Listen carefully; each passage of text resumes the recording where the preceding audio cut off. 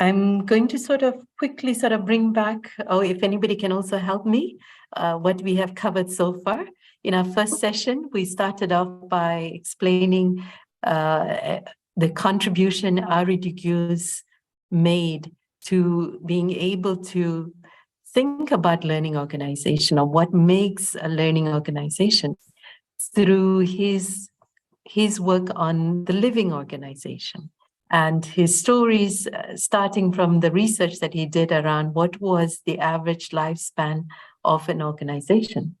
And as much as many of us don't think of organization as surviving hundreds of years, yet there were organizations that did think about it.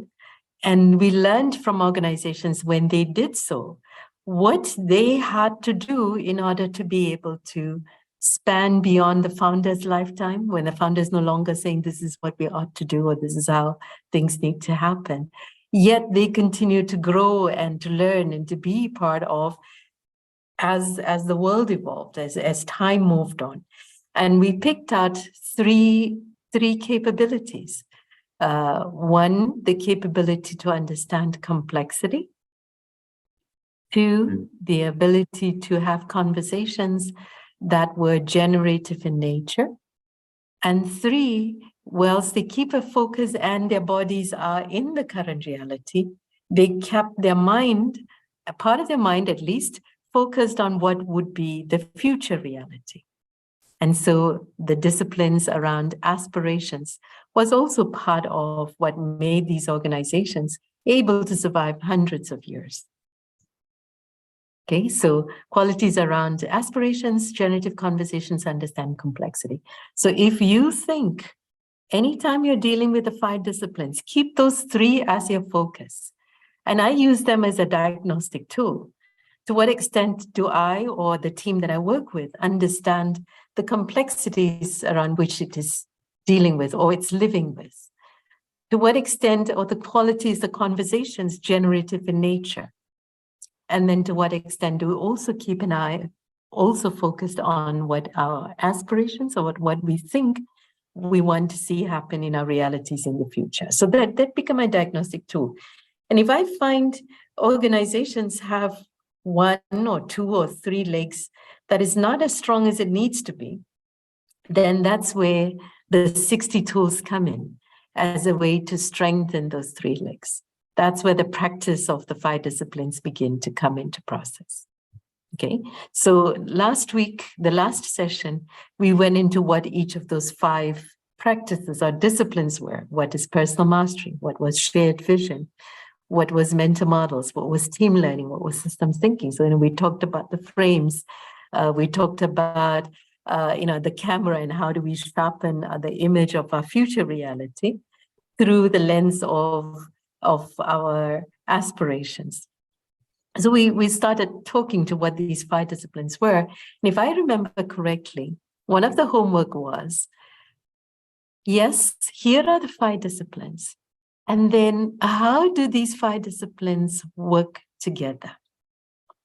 What is their role vis-a-vis with each other? So I was going to take that piece as my launch pad for this session. And then I wanted to get into, and this is for the benefit of this group, because a little bit more advanced, I think I can pull this off. I might not do it with a group that is fresh here, but I'm going to try it. It's actually a new piece that I've been thinking about. So you may act as my guinea pigs for this process that I'm going to do with you. So you can tell me later, did it work or did it not work for you? But so I'm going to start off with, how do these 5 disciplines work together? And then the intent of this session, which is introducing systems thinking. And the way I was going to introduce it, because you're an advanced group compared to someone who just comes in new or don't know me very well, I was going to take a slightly different approach to getting into that introduction. Okay. All right. Now the first part first. We saw the 5 disciplines. And then my next question was, how do they work together? Okay. What role how do they play off each other? And the reason I have this conversation is, when we work the 5 disciplines, we don't wear one jacket for one discipline, and then when we get to the next discipline, we take off that jacket and put on another one to work another discipline.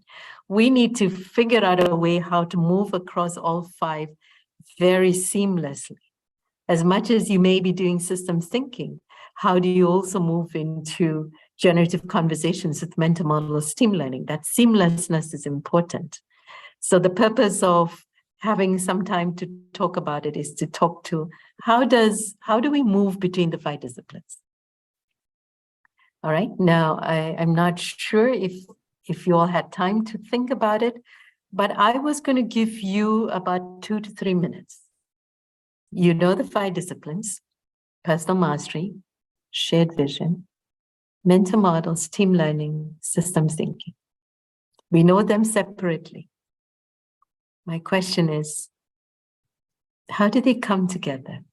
How do they work together?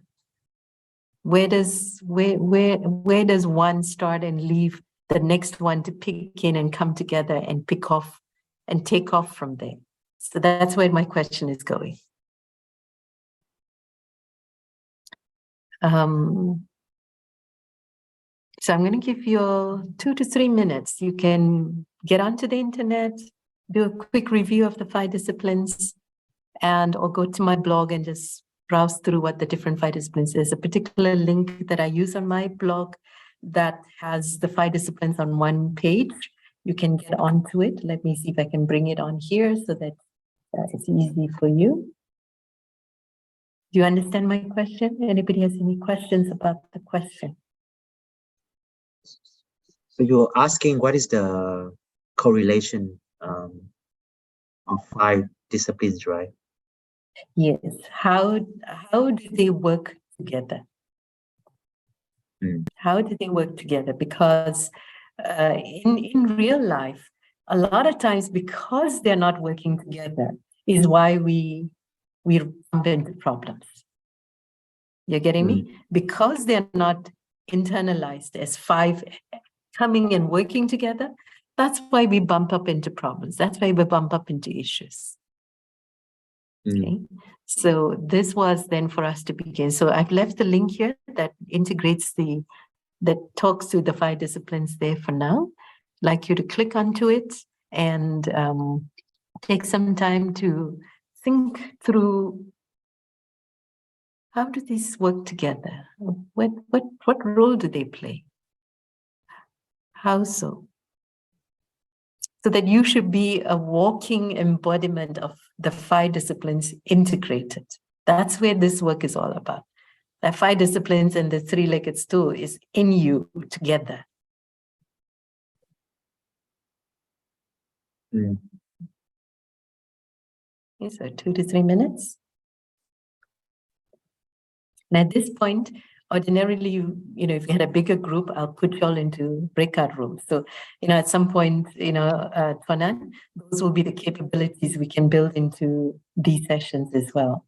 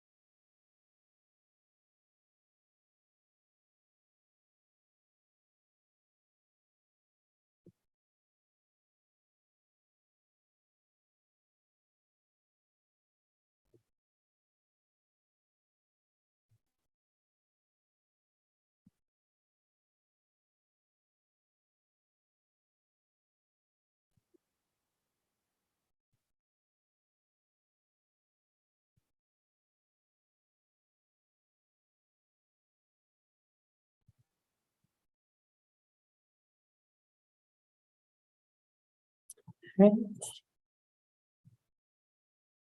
Another minute. Another 1, 2 minutes.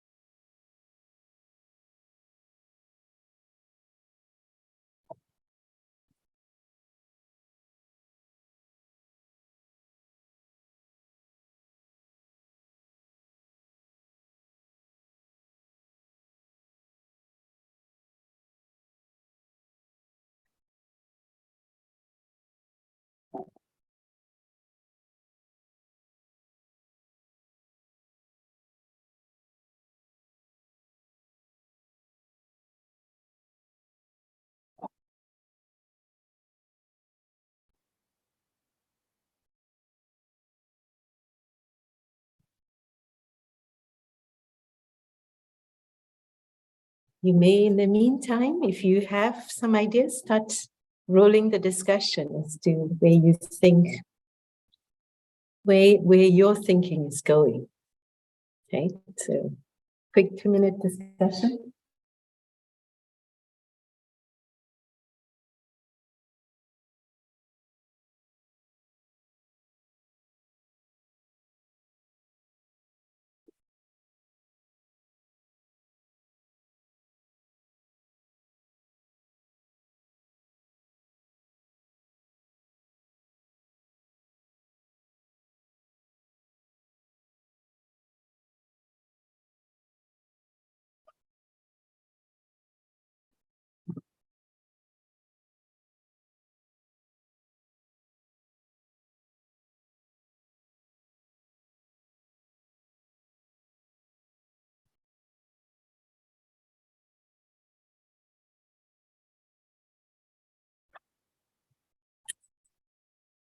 All right.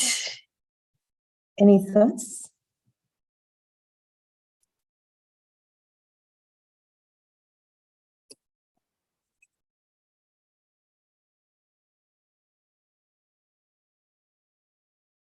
So the question was, we've got these 5 disciplines. Are they separate? That means it's almost like you don't need this palm. They just operate individually, right? Or one can't live without the other.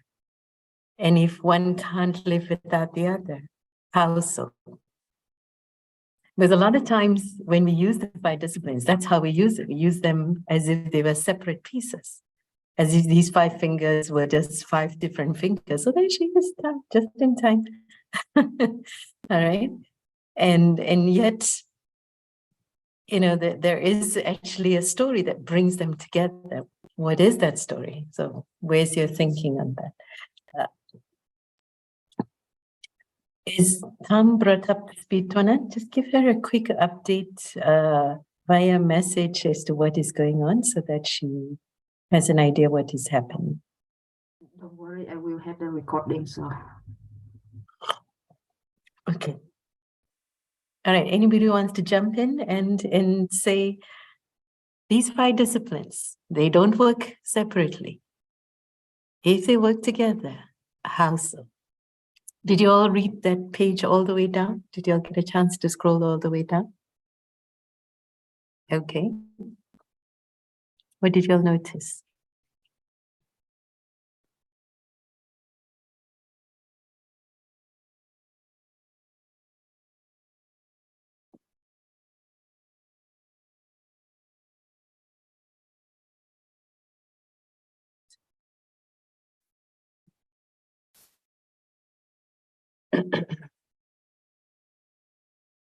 How many of you have thought of the 5 disciplines as separate and not integrated? How have you all thought about it yourself so far?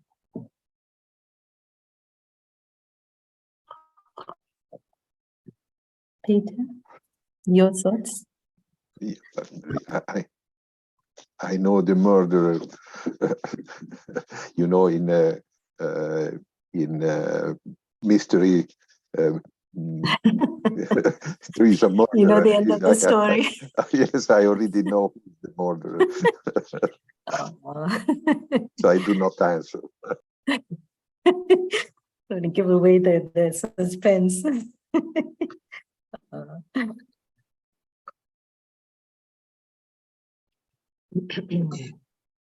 Well, basically, when the question came, I'm just thinking about the model, which is about understanding our current realities, and then the aspired result, and between there's a gap, which is we call creative tension.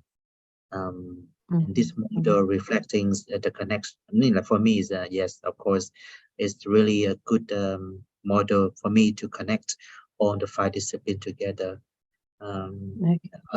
Yeah, understanding the current reality is very much about mental model and system thinking, and the aspired result is very much on the personal mastery and sort of shared vision.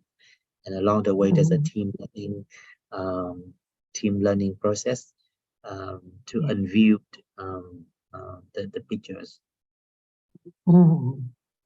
Nice one. Reactions?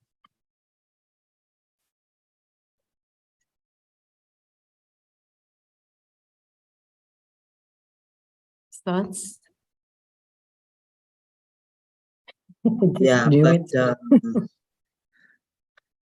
yeah, that's what we have known so far.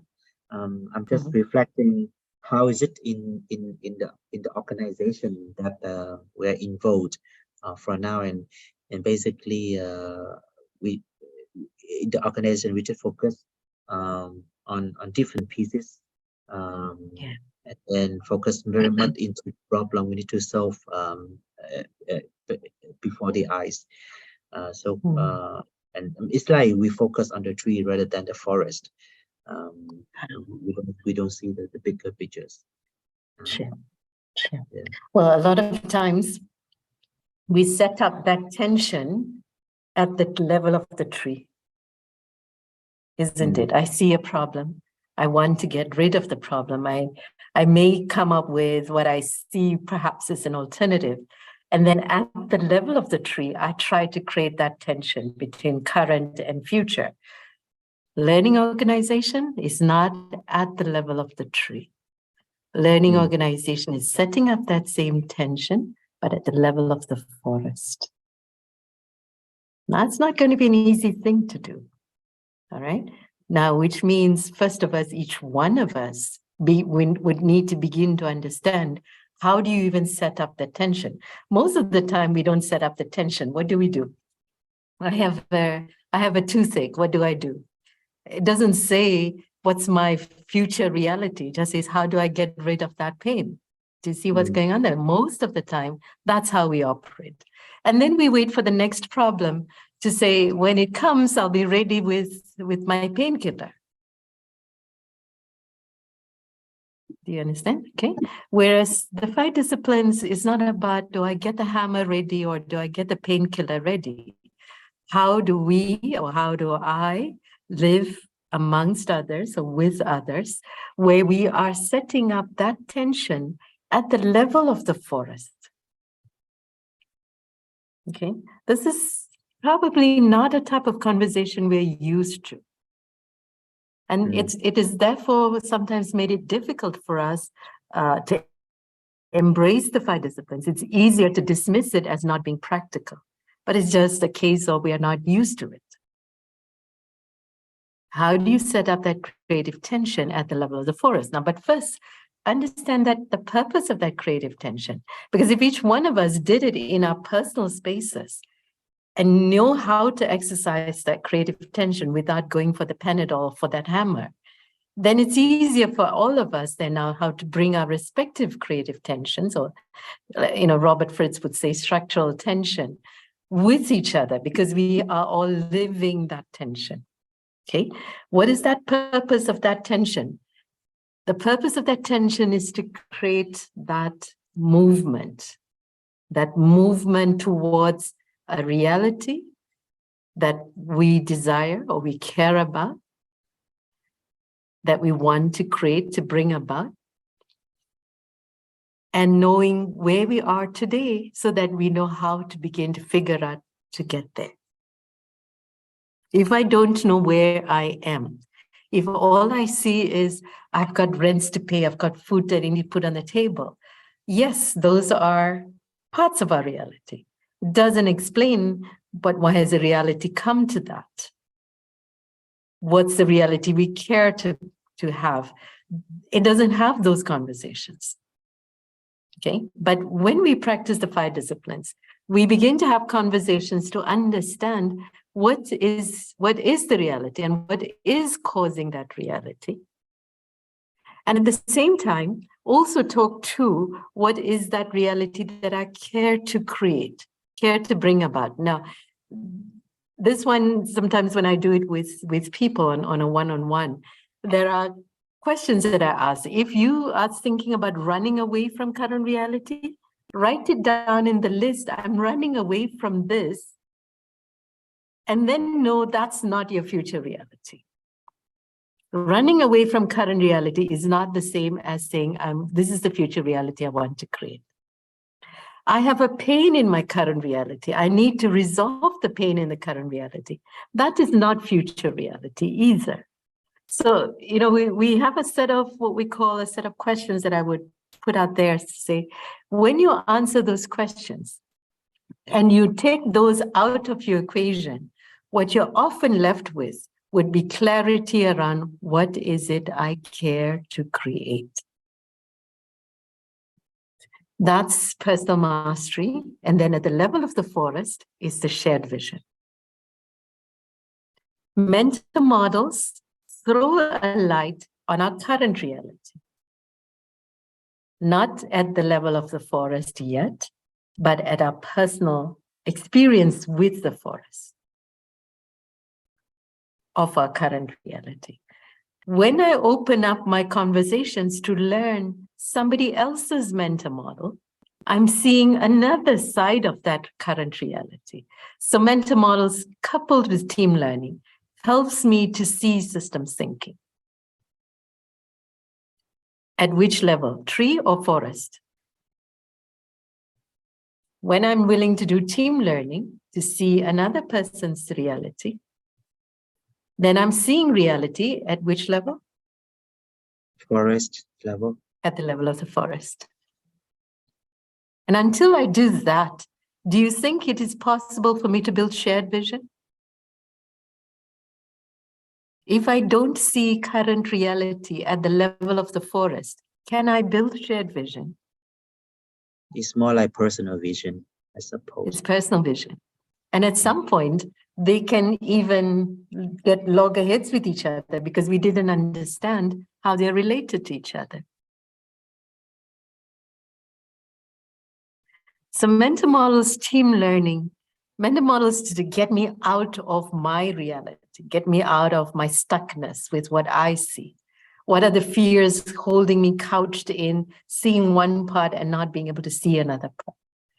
When I practice the discipline, it allows me to get out of that stuckness. It prepares me to be able to hear another perspective. That's where team learning acts as a bridge, makes it much easier to practice systems thinking. And I begin to appreciate current reality at the level of the forest. So I can't do systems thinking until I get out of my stuckness and willing to integrate team learning with the understanding of archetypes to see the forest at my current reality. In that awareness, it also sharpens my personal aspirations, my personal vision, because now it's no longer coming from a place of fear. It's coming from what? Coming from a place of understanding, not just my own reality, but the realities of those with me or around me, and even at a global space. That clarity that comes when I'm clear about what's happening in the current reality, it's the sharpest way of clarifying personal aspirations. Until we do systems thinking, until we know what is causing that reality, don't think whatever my aspirations are is going to work. We will bump up, we'll keep bumping up into that reality until we figure that out. But once we are clear of the current reality, in that space, we sharpen our personal aspirations. We already have the skills of team learning because we did that with systems thinking. Now to also build bridges with different visions. And this is not going to be as easy as systems thinking. Systems thinking is easier because you've got the archetypes to help you to figure out these interrelationships. In shared vision, the archetypes also exist, except not in their negative form. They exist in their positive form. So what does exist in the positive form look like? So there's a little bridge into systems thinking. When you're practicing system archetypes at the level of shared vision, when we do, for example, fixes that backfire. Fixes that backfire says, the way I fix the problem in the short run resolves the problem, but in the long run, creates unintended consequences, right? That's its negative form. What's its positive form?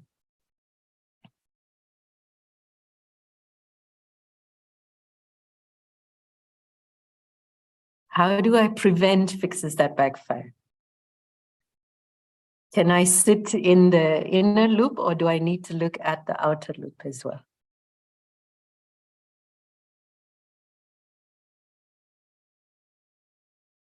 A lot of times we use fixes that backfire on hindsight,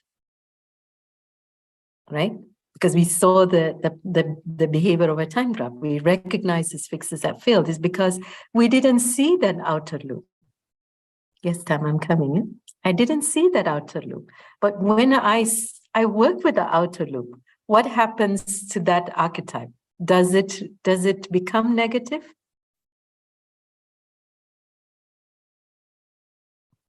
Does it stay negative? Is the problem going to get worse over time? No, we would have worked with the outer loop to ensure that it doesn't become worse over time. That is system archetypes operating at the level of the shared vision, but by staying away from the tree in that archetype to see the forest in the archetype and work with it to build a shared vision. So there is systems thinking in shared vision.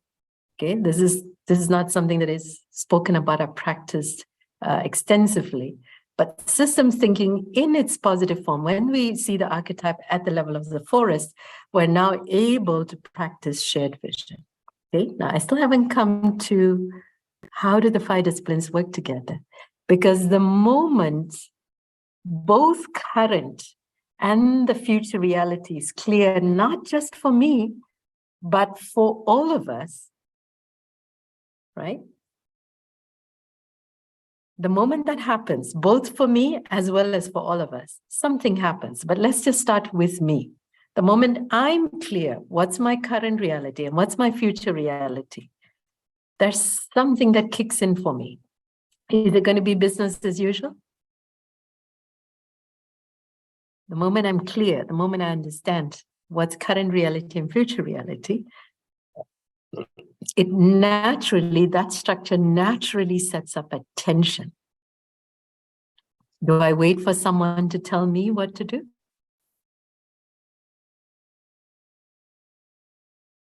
I don't.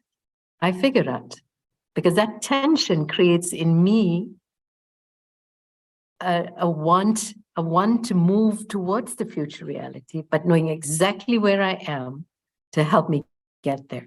It's like when you climb stairs. I put my feet on the top stair, isn't it? But if I don't put my feet at the bottom stair, can I get to my top stair? Do you see what's going on there? Right? That's what current reality, future reality is. One leg needs to be on the bottom stairs, that you need to know where that is to help your other feet find that top stair. And together you move to the top stair. That's the purpose of the tension. Supposing that bottom stair is not there. I know where my future reality is. Can I get there? Is it going to work? Got to pull yourself up. You need to find a rope to get there. Can you see that? You're finding a way to parachute out of that space. That means you could fall back landing in the current reality and you won't know how to get back there. Because we found a way to escape the reality, not step where I am, understand it, and use that to get to my future reality. That's the purpose of the tension. How does this sound for you? Reactions, thoughts, comments? What does someone who practices that tension, what does it look like? What does it feel like?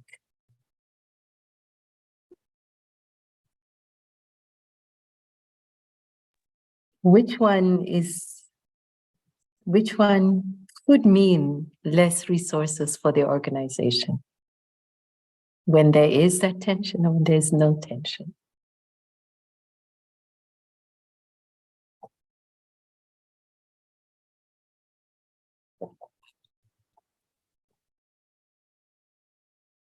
That's how I measure this. If the organization is spending a lot of money to push itself, that tension is not set up. If it's spending too much time to get somewhere, if it is dealing with issues and concerns, it's not able to keep an eye on the future reality. We have not yet learned and figured to internalize the 5 disciplines, because once it is there, it's effortless. You probably won't need so many people, as many people to get the same job done.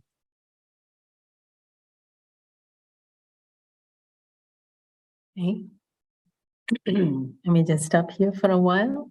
And I don't know how hard is Tuanan's stop, but this is the first part of the session. Where I'm moving off to the next part is beginning to do an exercise around introducing systems thinking. So that's going to be the next part. But this is to tie up the first topic, which is what are the 5 disciplines and what is its purpose and how do they work together? The 3-legged stool. When you introduce the 5 disciplines, you land at the 3-legged stool and you land at the structural tension model. Then you have wrapped up the 5 disciplines. Of course, it is meant to help us then act as a checklist, act as sort of, to say, yes, I have covered systems thinking, I've covered team learning. But then when we do that, anyone must know, but in what context is that being covered? Okay, it's not individually 5 disciplines, but it's in building up that tension. So where I would usually like to take teams to is, to a place where if they work with me, that tension is being set up, I can literally walk away because they'll make it happen. That's my job. My job is not to stay around and monitor and evaluate how well they got there. That's not my job. If I didn't set up the tension, then yes, then I've left it no choice but to monitor and evaluate and measure performances and track processes and check the management of the project. It's because that tension has not been set up. It's either or, you can't have both.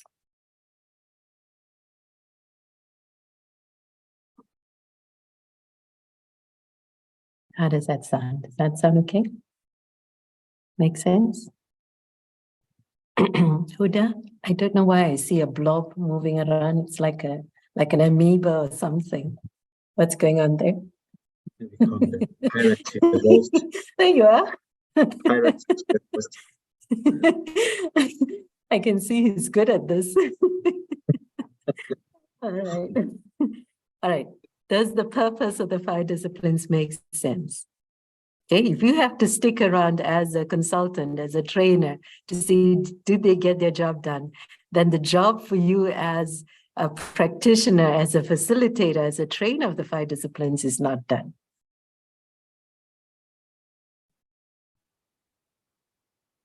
That's all it means.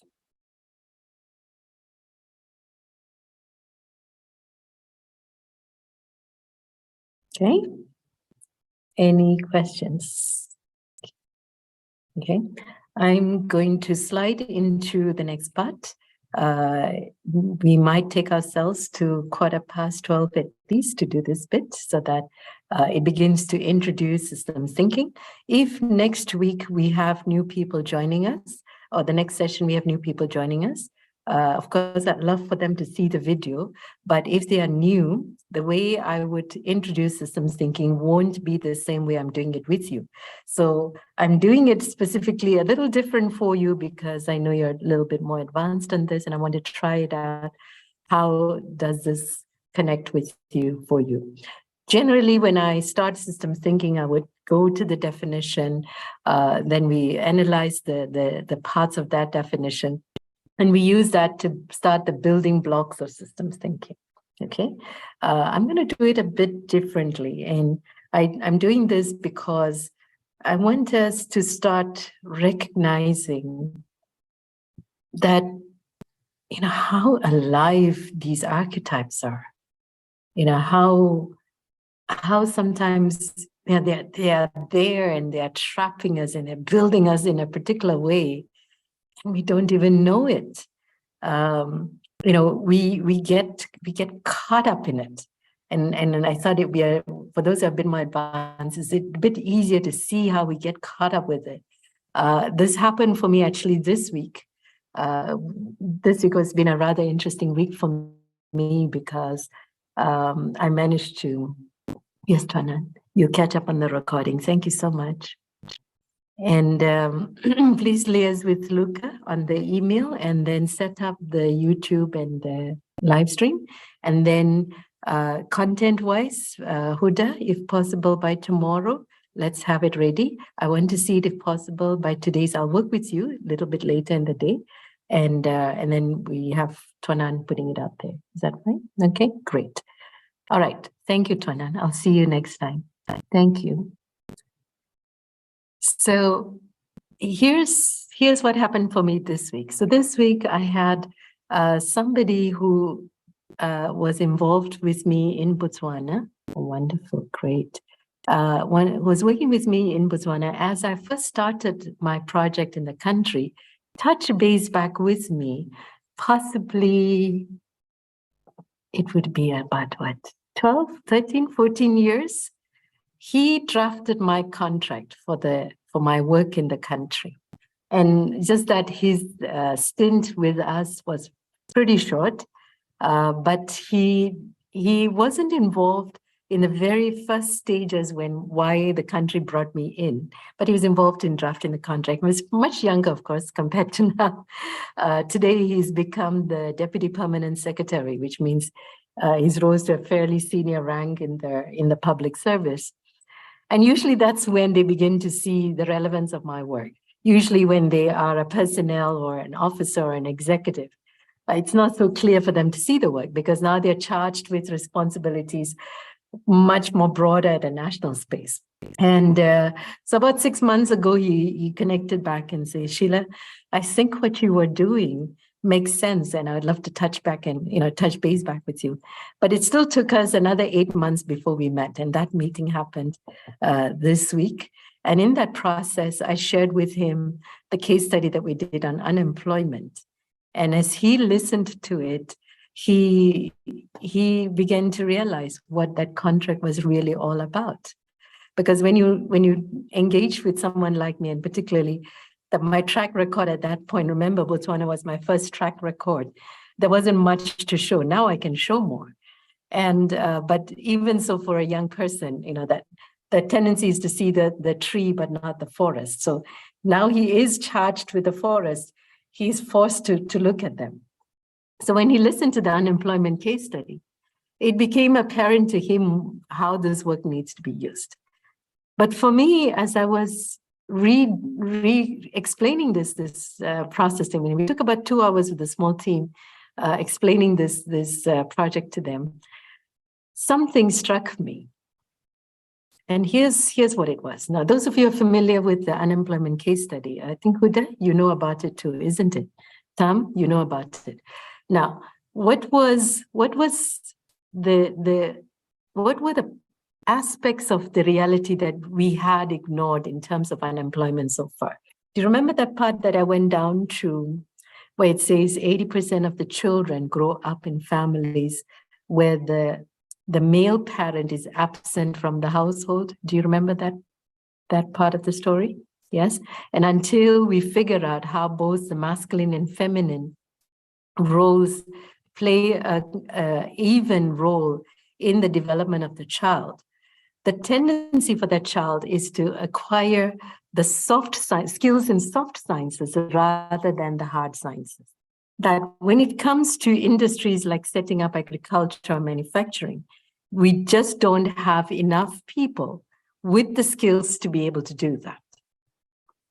Do you remember all of that? Yes? Now, if you were the reporter in this country, a news reporter in this country, and you go up to the president at any time in the country and ask, sir, what's your solution to unemployment in this country? Right? And it doesn't have to be Botswana. You could ask any leader in any country, yes? Remember, he's thinking, what is he thinking? Here's somebody who's taking up a microphone up my nose, and he's demanding demanding an explanation. How do I show how well I'm doing my work, isn't it? So what kind of solutions do you think he's going to say? Because he hears the pain, isn't it? He hears the pain in the voice of the reporter that says there's unemployment in the country. And so what does he think is his job?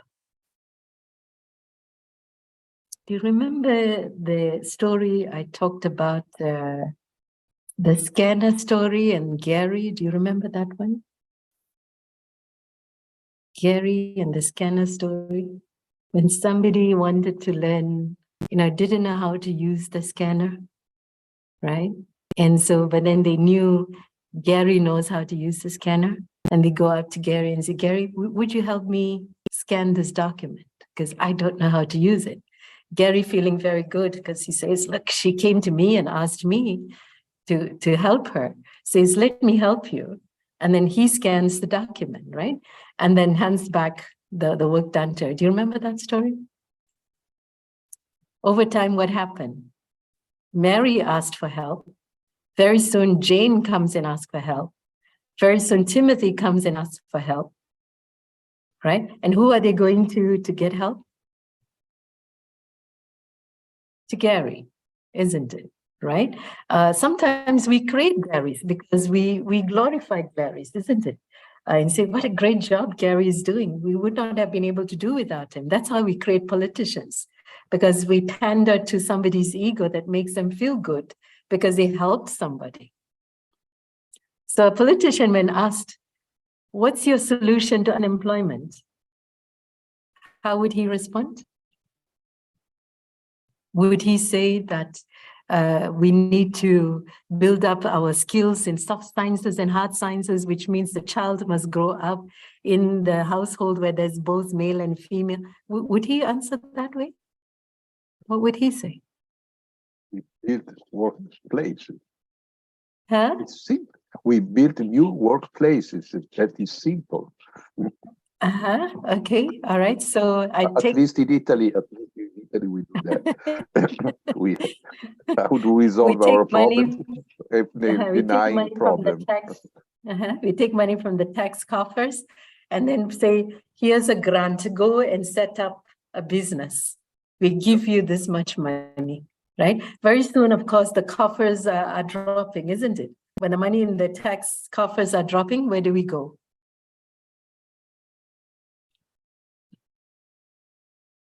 We go knock on the door of Switzerland, or we go knock on the door of a rich nation and says, we're from Africa. Can you help us? Would you invest in our country? And if you do invest, we provide you with these incentives, or we provide you with benefits. What's that about? Because when he brings back the investor, what does he do? How does he bring back an investor? Does he just bring the investor in quietly, or there'll be a press conference?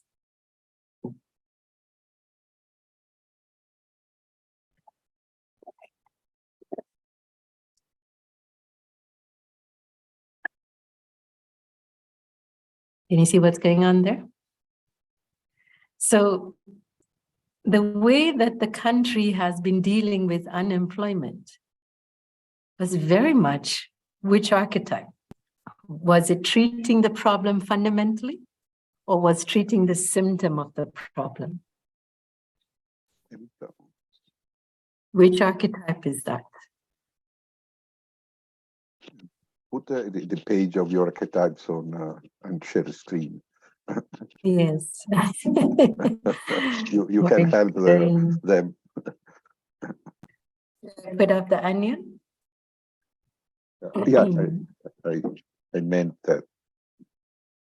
Okay, let's bring the onion up. Which archetype is that? It says, as a nation, we need to resolve the issue fundamentally ourselves, meaning as we, because nobody can tell the families to get your act together except ourselves. It's not your foreign investors. It's not because of the politician. That's a solution owned by the people. Yes, right? normally But those kind of solution is a politics life long. Mhm. So it must be solved inside the 4 or 5 years, not more. Inside for 5 years. So for their need. yes. So one is what we call a solution to treat the symptom of the problem. And the other one is a solution that would have dealt with the problem fundamentally, yes? But when we hold the microphone next to the mouth of the politician, which solution does he go for? He'll go for a solution that treats the symptom of the problem, just to alleviate the pain. Which archetype is that?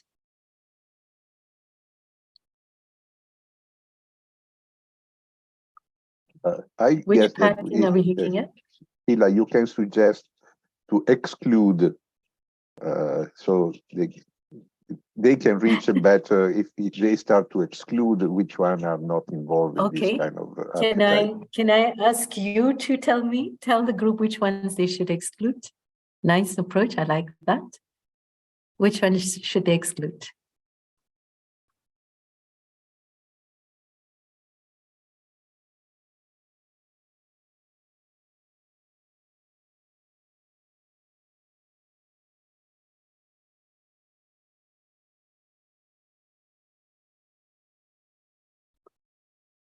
Yeah. These archetypes, it's one way to look at it. Let me find another one.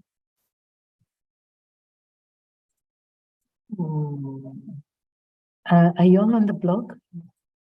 Can I leave this link on the chat so that y'all can also walk around in the chat?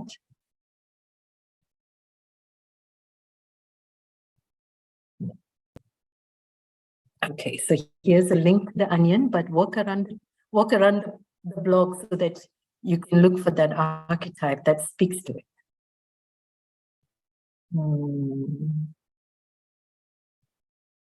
Okay, here's another page. And this one doesn't show the drawing.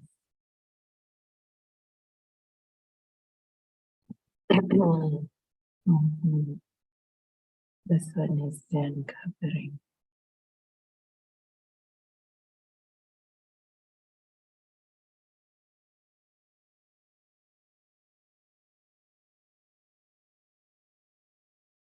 All right. Now, as you do more work with system thinking, you will become more familiar with it.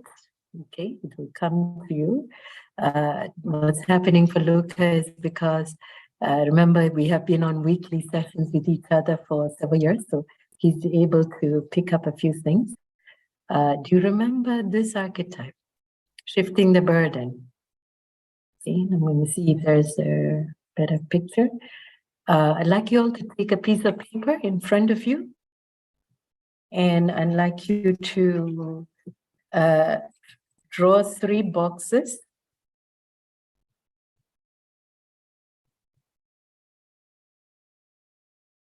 One on top of each other. Like this.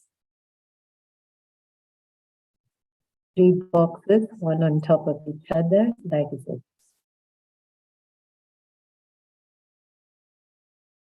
Okay. And in the middle box, I'd like you to write the word problem.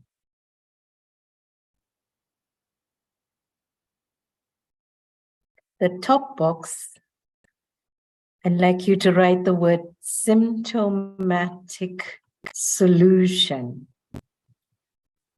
Symptomatic solution.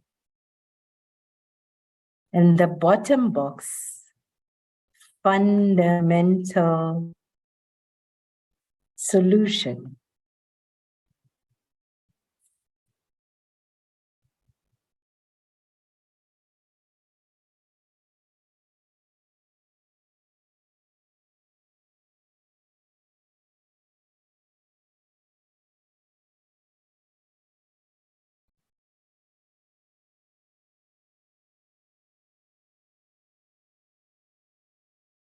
Yep, very nice. I added one more box on the side called dependency. Dependency.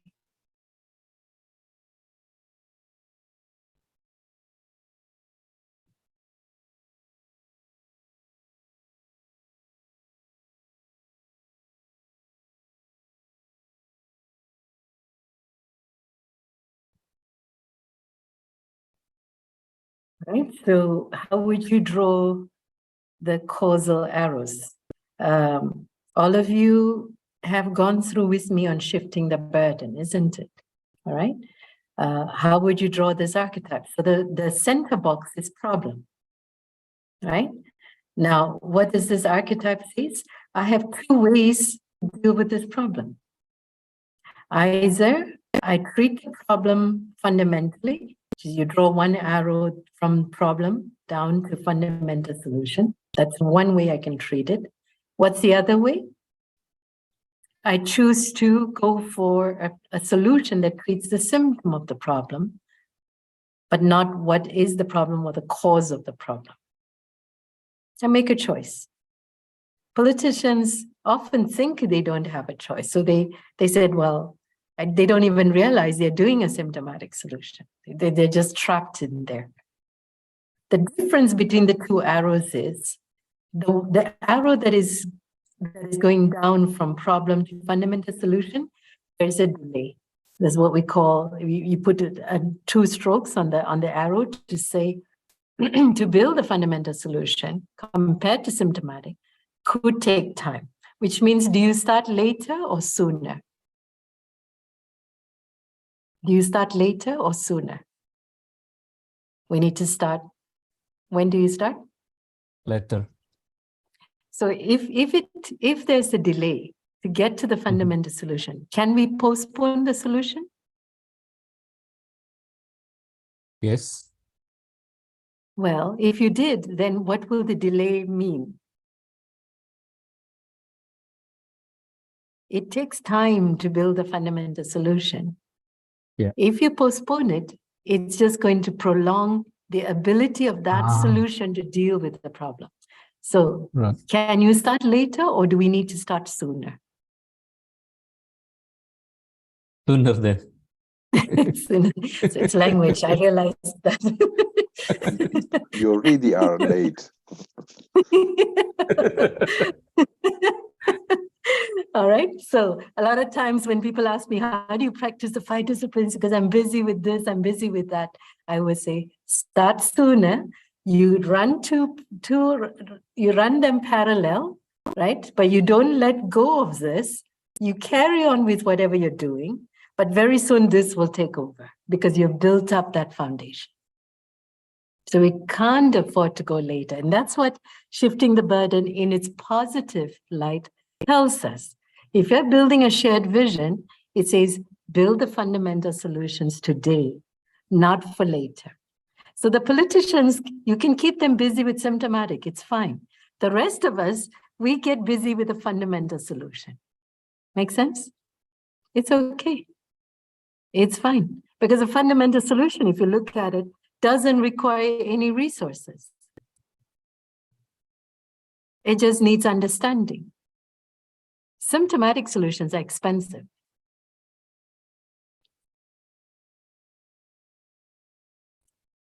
All right, so what will become this? So I have a choice to apply symptomatic.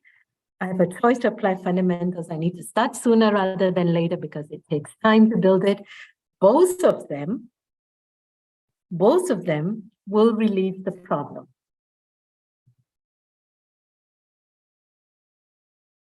Both of them relieves the problem.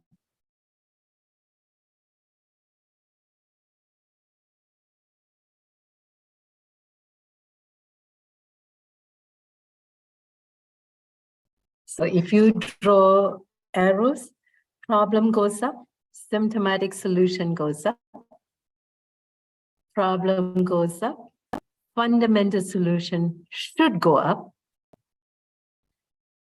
When symptomatic solution goes up, when the symptom goes away, it looks like it's just a perception that the problem is going away.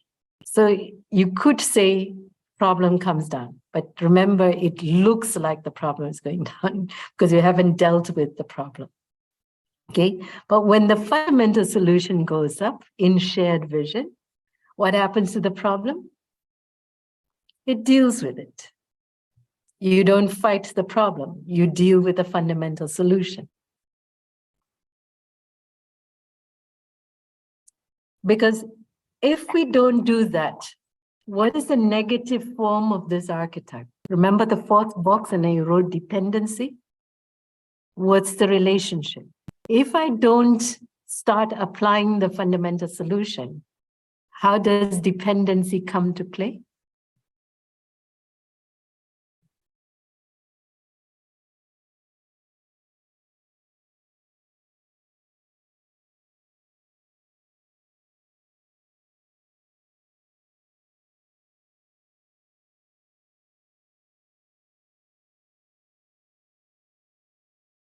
Which one do I begin to depend on to solve the problem? So let's say I have a bad tooth, right? Fundamental solution would be improve my diet or improve my dental hygiene. What's a symptomatic solution? Pop a painkiller, right? Does the painkiller deal with the bad tooth or the symptom of a bad tooth, which is pain?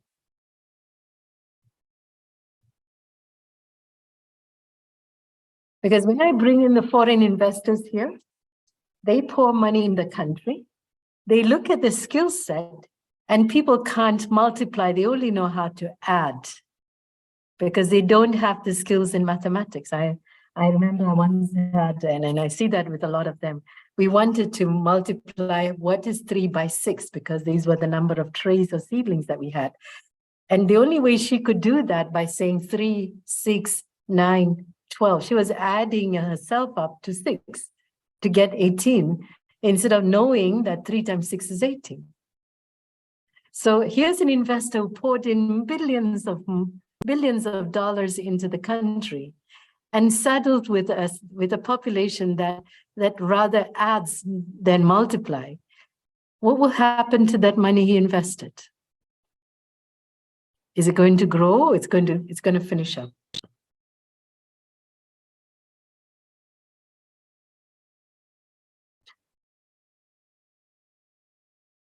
When the money finishes up, again, the reporter goes to the politician and says, sir, now we have retrenchment of 50 people in this country because this company decided to pull out its investments. What's your solution? What does he say? Invest more. I'm going to look for more foreigners to invest in the country. I'm coming back next month with them. We'll hold a press conference and I'll introduce you to them. They bring the money, put the money in the country, only to find people don't know how to multiply. They only know how to add. They can't draw production lines. Instead of being able to produce 6,000 bottles in 1 minute, they do 60 in the whole day. Because they don't have the speed to do that or figure out what it means to have that kind of speed.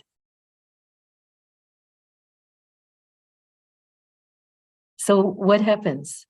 The politician become dependent on the symptomatic solution as a way of solving the problem, rather than build the capacity of the country on seeing and dealing with it fundamentally. Now, the solution that we eventually had to look at in unemployment, can it be resolved by foreign investors? Can they go into the families and say, you need to get your act together? Can they do that? They can't do that. That has to be done by you and me. That is done by us understanding how our situation contributes to the national problem.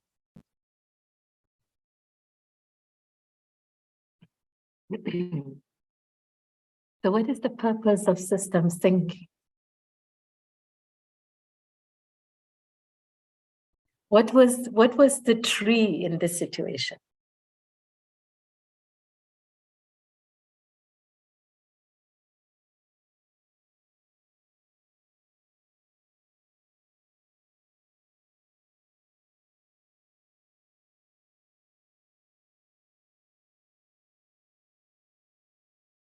What did seeing the archetype do for us? Are we still stuck to our trees, or we can begin to see the forest? And when we say forest in systems thinking, it's not just a whole gamut of forest. What is essential to the behavior of that problem? What is essential to the behavior of that problem? What were we seeing in terms of the way the problem was behaving? Here we had a situation where the problem was rising over time. We did come up with solutions. At first, it looked like the problem is going down, so which is why, as you had more symptomatic solutions, it looked like the problem is going down. But the more we apply symptomatic solution, what happened to the problem? It came back harder and faster. Because what happened? And here's what the archetype, the forest, was telling us. The more I paid attention to the symptom, what did I lose sight of?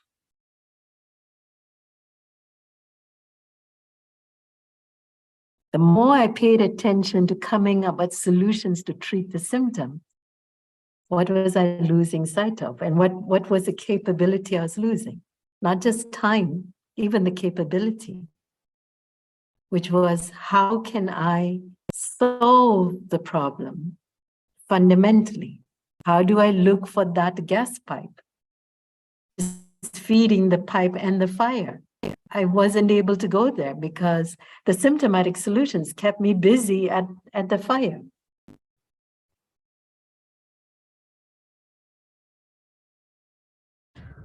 I see that, but I think that in business, because of the life cycle of like business is very short right now, right? Not like it's before, so it's shorter and shorter every time. So I think in business, usually it requires to do both ways at the same time. So we need to find a short-term solution, a systematic solution for the problem. At the same time, we look at the long-term one, because two problems. First of all, the long-term one may be huge, maybe global size, for 10,000 billion. Exactly. I cannot sell it alone.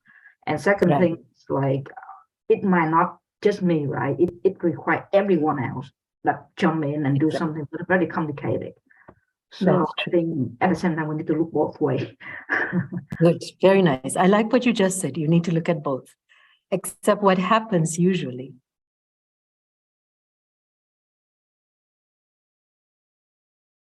Can you see what? Usually we get caught up in the short term because remember, the problem is going to keep coming back, right? We get caught up in it. It's like a mouse in a wheel trap. You know, it just keeps spinning in that cycle, in that wheel. So, but if we understand the archetype, right, then we know that we also need to be paying attention. But if I don't know the archetype, would I know necessarily?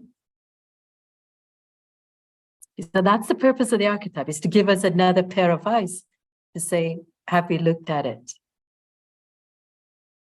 Okay, now, do you practice systems thinking only in your team, or do we need to practice systems thinking also as global?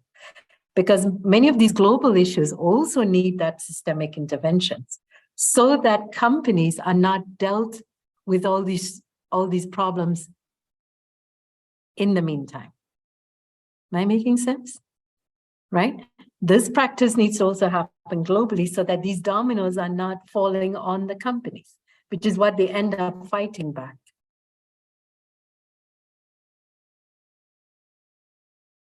So if you have a head office for your organization that has that global attention, it needs to be looking at issues globally using systems thinking and knowing which partners to work with. And if every company did that, make sense? So Luca, this is where a research at Soul Global, that's the kind of role it plays.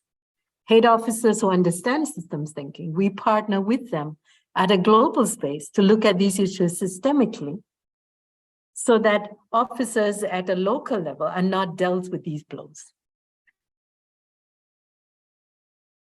So the forest is not just your company. The forest is much more than that. Because it can have a spillover. Because very soon you'll find resources running out in the country. usually around that time, you'll find they run out of, they don't get rainfall. Land's going to dry up. Migration is going to happen. When we speak Because about conflicts. when we speak about forest, we speak about also the history of the forest. Yes, exactly. Do you see at the levels at which the practice can happen? That's why, Luca, for me, the more we create these souls all over the world, the kind of practices around these 5 disciplines become very powerful.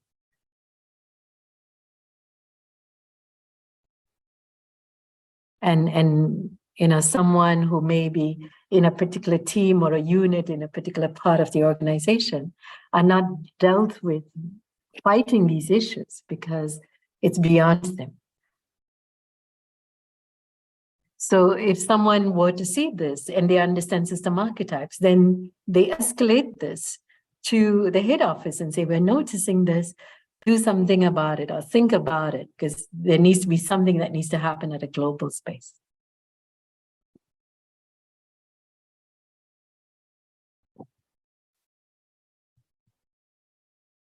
So my venture out into Botswana was to have that practice at a national space. And then when we do that at a national space in many countries, it also allows us to learn how to do this work at a global space as well.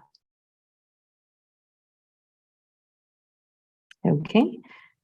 So what did we pick up around what was essential to the practice of system thinking? So when we take that, and that should sort of wrap up our session for today, we're going to go back to the definition of systems thinking, and I keep that definition under chapter 2, 3 core learning organization capabilities, where we have the 5 disciplines coming in. All right, so you know the 3-legged stool now, and there are these tools. And when we start systems thinking, I would start with the definition of system thinking. So we're going to touch that. You saw the purpose of the 5 discipline is to create that structural attention model. So let's look at the definition. Is Huda back?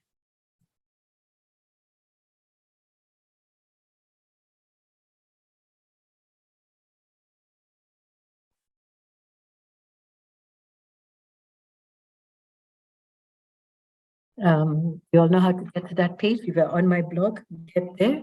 Look at the page that I'm on. I'll just put it on the chat in case you need to use it. Get familiar with the blog. This is your training manual.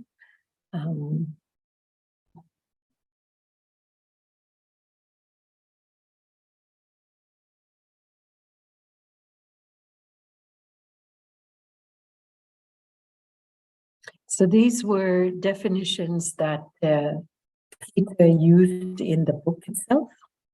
I literally took it word for word because I know he was not light when he defined it.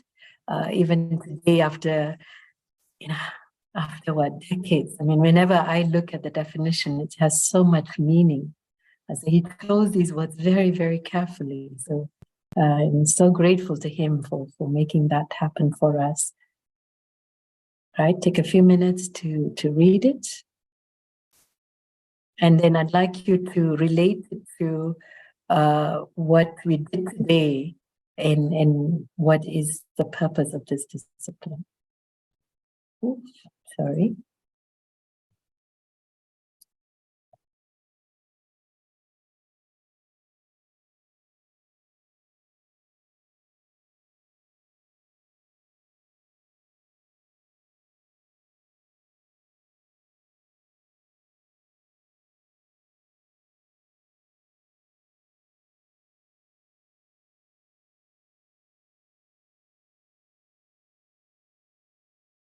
As you read it, relate it back to what was our experience this morning around wherever you are, what you notice in the experience that you went through that exercise using unemployment to the definition.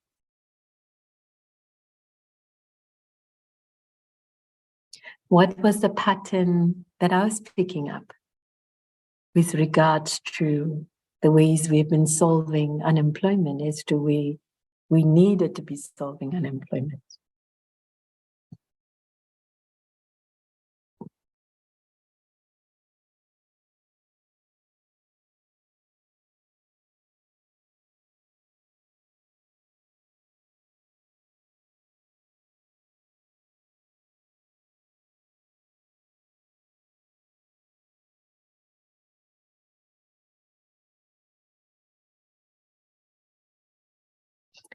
Right, so Huda, I was just taking them to the definition of systems thinking and having them relate the experience you had today with that, the first part to introducing systems thinking to the definition, right? So we just brought them to the page. I've left the link on the chat as well, to take a few minutes as you read the definition. As you read the definition, relate it back to the discipline we practiced today, and it's my way of introducing the discipline, okay?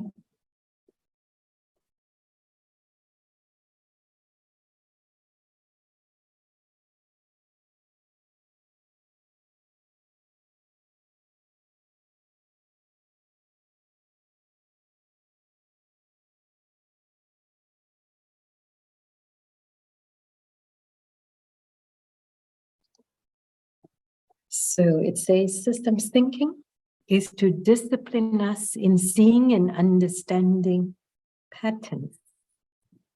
All right. Now, when we say patterns in systems thinking, what does that mean? The moment you hear patterns in systems thinking, do you remember the onion and how every archetype has got a specific pattern? Do you remember that? That's what it means. Nothing more than that. It's not looking for matching. It's not looking for things, but the behavior of a variable or a factor over time. X-axis is always time. Because what it does is when I understand patterns, when I see them, I can now look beyond events. What does looking beyond events mean? Meaning I'm no longer seeing only my tree. That's events. Okay, looking beyond my tree to now, because I can step back from the tree because I'm seeing patterns. Now it helps, the patterns help me, point me to structures that are controlling them, controlling these patterns, controlling these events. Patterns is nothing more than events laid out over time. Patterns is nothing more than events, the way it behaved over time.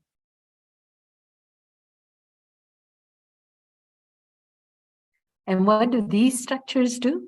They control them. How do they control them? It creates politicians. It creates companies that think unless it is the fireman, it doesn't have a job. Right? Unless we are good at solving problems, okay, we don't have a job. So it controls those events and it prevents us, this is what it means, it prevents us from discovering leverage that lies hidden in these structures. Okay, so going back to the story about the shifting the burden, the one that we saw when I asked the question, when should we start the fundamental solution? Sooner or later? Now, and you remember Huda's response, it's classic, okay? And yet Huda, because you could now see the structure, you notice the way your mind changed. That was a beautiful experience for me because you suddenly could see the leverage, but till you understood the structure, we couldn't see it. You see what that means, okay? So many of us, when we don't see the structure, these leverages get hidden from us. We don't experience it. If I don't have one experience, it's not going to be easy. I have one experience, It helps me do even with other archetypes.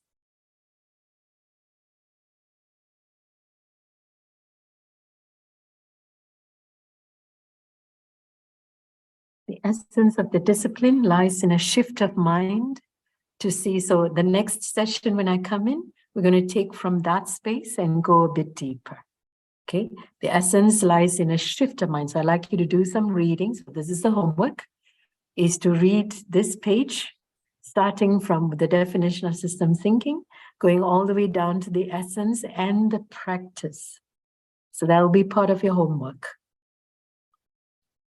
And when we come back the next time, we'll look at the group that is forming. If we have new people coming in, of course, for them, I'll go back to the first sessions. And then for you all, we'll have to see. I'm sure we'll be able to organize. It's still a bit early. Then, you know, we will shape it. But write this down as a homework at this point. And if Tom, when you're recording this, just make a note for us somewhere who was attending this session. So it goes with everyone who attends as well, so that we also have some idea who has not covered what. Okay, if that was possible for us to record it somewhere, it'd be good to keep that record. Okay, yeah, we need to work with Pengan on that one. Yes, that's right. Okay, so as you come back the next one, the essence of the discipline lies in a shift of mind to see interrelationships rather than linear cause effect. To see change not as snapshots, but as a process. What does all this mean? And then the practice, the essence meaning what's key, right? What is important. These are languages. These are not languages we use every day. We don't say processes of change. It's not common language. We understand cause effect. We don't understand that there's an interrelationship, that there is the cause effect is circular. We know cause effect that's linear. It's common language. Circular? No, we are not familiar with that. That's a shift in language and systems thinking. So we can't force this back into the languages we know. This is an entirely different language. It's like you're trying to speak Chinese because you know Greek. Does it work? No, sometimes it works, but it's not supposed to work. All right, that's what we do in management. Because we understand one language, we're trying to force a new language into it. Doesn't work. That's why Peter called it a discipline. We need to internalize a whole new language around this way of thinking. And that's why, for me, it's also important that we develop a postgraduate program so that enough people at leadership has and acquires this language as opposed to the common languages that they hear nowadays. Those languages are being reinforced at a tertiary level. And then their children knows that language. They don't know this one.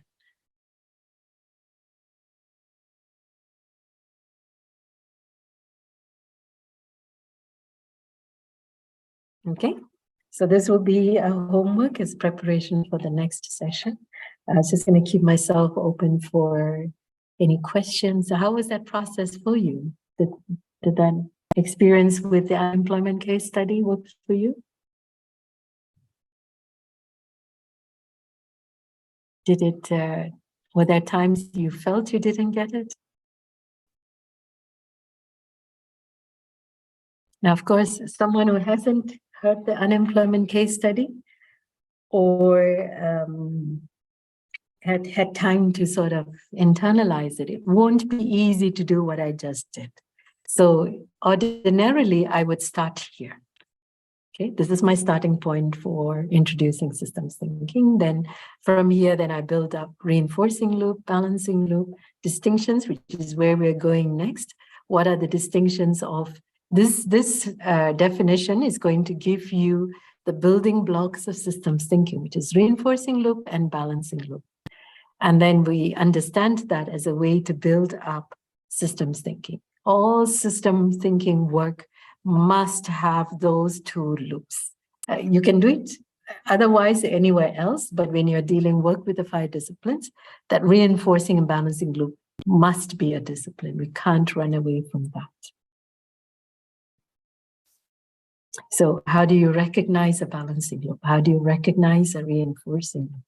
And how do you work that in? So the archetypes show that to us, show us how that looks like. Okay? And then from there, then I build up the archetypes. And at this point, I would also talk to how were archetypes discovered. They were not inventions, which means they existed long before we even knew about the work of the 5 disciplines. They had to be discovered.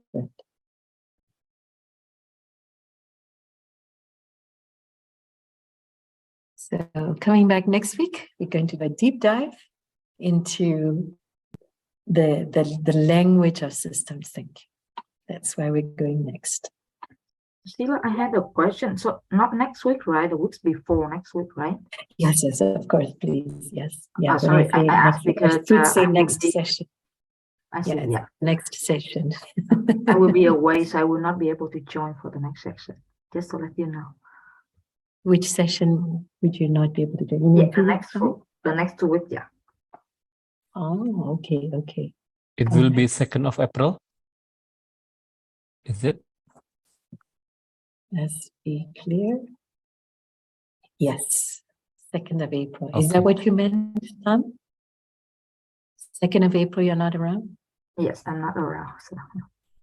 Okay, and you won't be able to connect wherever you are?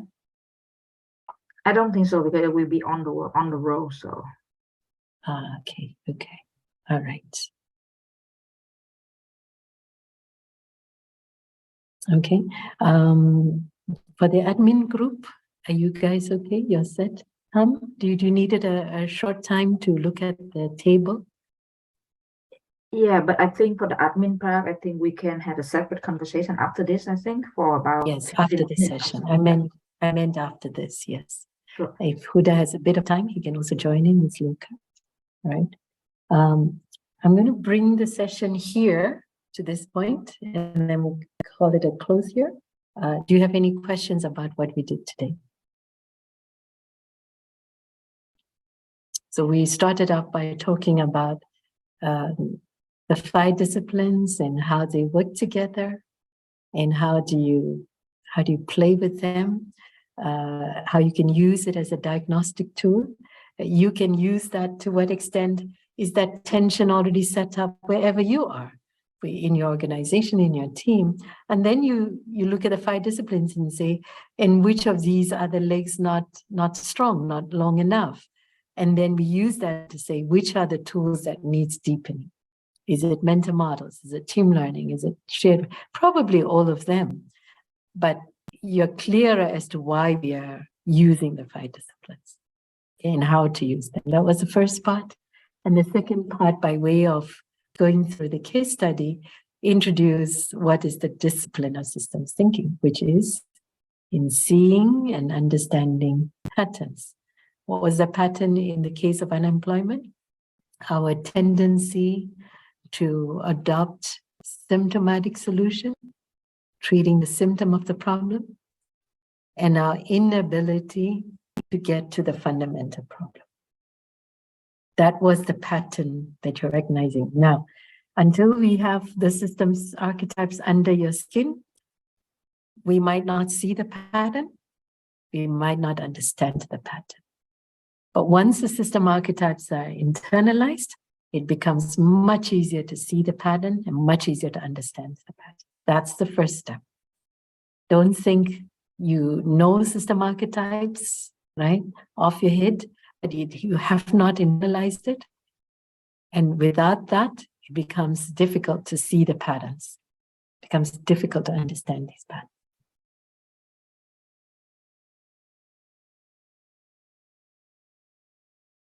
So the journey going forward at systems thinking is, how do we internalize the archetypes so that in the process of internalizing, it's like our eyes adopt a new pair of vision, a new pair of eyes to be able to recognize these patterns that are systemic in nature.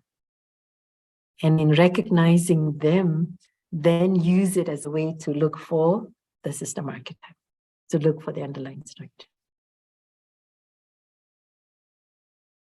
Now, did Peter say systems thinking is about mapping the system? Did he do that? Did he say that? Is that the definition? Did he start with mapping, or did he say seeing and understanding? Can you see where his starting point is? It's not the map.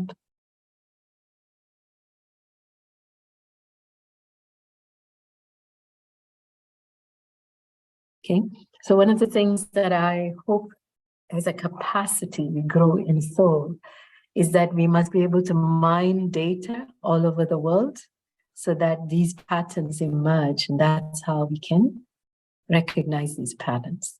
Love to get to that space one day. We will.